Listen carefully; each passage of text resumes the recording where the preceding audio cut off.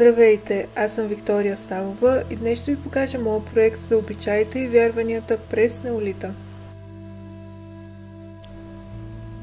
През неолита в древните общества са открити множество идоли, сред които най-многобройни са фигурките на бременни жени.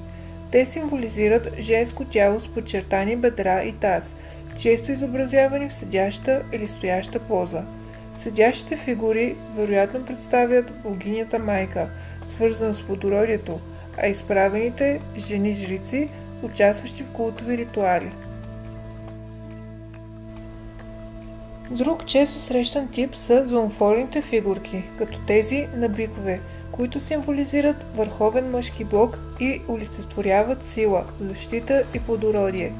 Биковете са свързани с култа към предците и природните елементи, а на тях са били посветени светилища. Неолитните хора почитали слънцето, луната и природните сили, от които зависели техните реколти. Женската плодовитост е била свързана с изобилието и ритуалите, изпълнявани от жриците, които поддържали връзката между хората и боговете. Свещеническата класа контролирала духовния живот, организирала ритуали и поддържала връзката с боговете, което осигурявало висока социална позиция.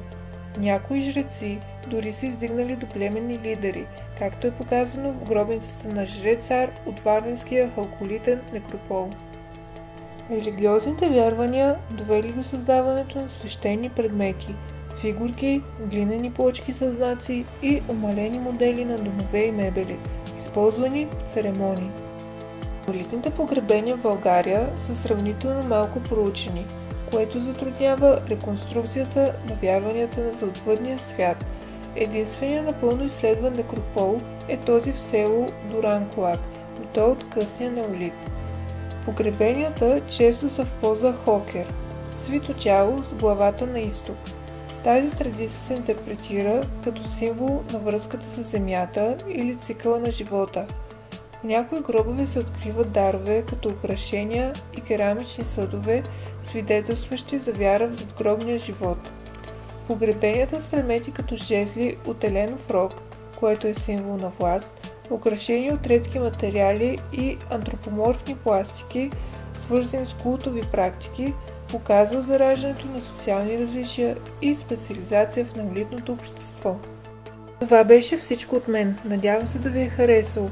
За повече такива клипчета, абонирайте се за канала.